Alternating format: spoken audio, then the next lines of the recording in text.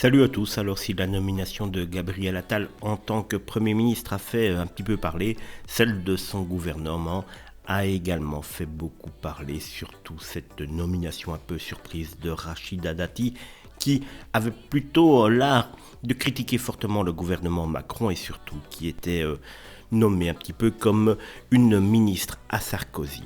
La nomination de Rachida Dati donc au poste de ministre de la Culture peut être attribuée en partie au désaccord entre Rima Abdul Malak, la prédécesseure de Dati, et le président Emmanuel Macron.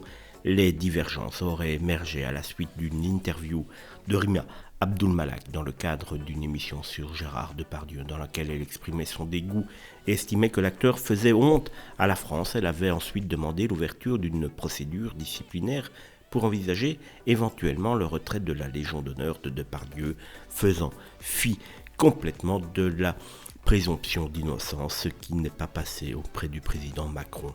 Cependant, le président Macron aurait réfuté cette idée quelques jours plus tard.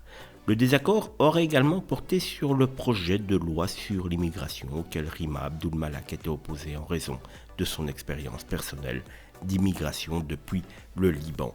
Bien que Rima Abdul Malak ait nié avoir menacé de démissionner, ces désaccords ont probablement contribué à sa démission et favorisé la nomination de Rachida Dati à ce poste, prouvant une fois de plus qu'on ne s'oppose pas au président Macron.